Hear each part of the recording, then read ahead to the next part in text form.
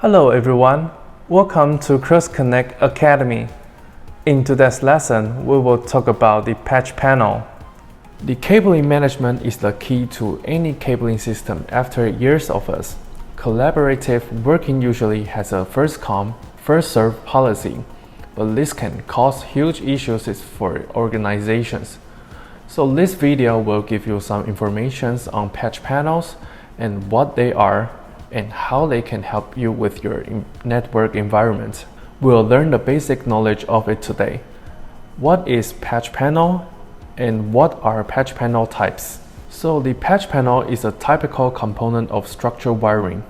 The dimensions of a regular patch panel are 1.75 inches tall, and which is one rack unit height, and it is 19 inches wide. There are two classifications of Ethernet patch panels, one with punch module and another with empty slot for modules like keystone jack or feed-through coupler or multimedia module. Today we will mainly focus on the punch module panel. The panel includes both forward-facing and rear-facing cable routing segments. The forward one connects to the switch, while the rear is for a horizontal links terminating in workstations. And the numbering on the body of the device allows you to easily organize your cable. So the panel needs some spaces to label every destination, which will make it easy to find them during a repair or changes.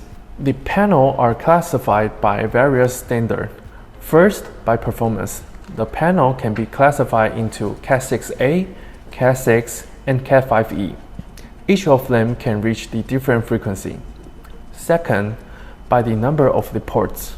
The most common one is 24 port, but in some cases it will be 8 port, 16 port, or even 48 port high density depending on the actual need. Third, punching direction.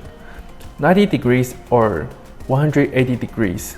You can tell it by the angle between the direction in which the cable is punched down into the panel and the RJ45 port. So the 90 degree, it is the RJ45 port and punch down direction meets vertical. And 180 degrees, the RJ45 port and punch down direction is horizontal. Fourth, shielded or unshielded. The shielded type are covered with a shielded cover at the rear. At the back, you can also tell if the grounding wires need to be fixed or not. If yes, you will see a symbol like this. And the unshielded type panel are not. That is the easiest way to tell which is it. In the final, is telling the PCB module can be used with 110 or chrome type punch down tool. But there is also dual module can be used for both 110 and chrome tool. So how to choose the right patch panel for your network? As the higher bandwidth application continue to increase, users have to make the right connection component or it may cause your poor speeds. The higher your bandwidth, the more interference will arise inside the twisted pair. Also, if there are machines that produce a lot of EMI in the wiring environment, shielded cable or panels can provide good protection. If bandwidth is of concern and there's not much interference in the cabling environment, it is best to use UTP cable and panel. And what is EMI? The EMI is electromagnetic interference.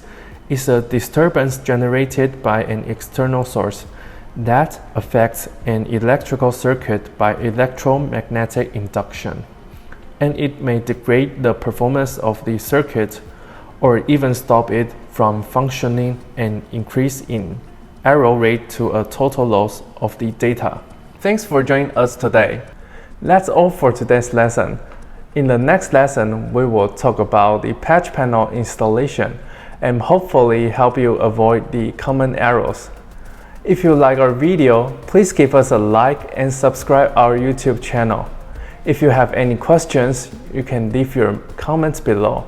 Thank you. Bye bye.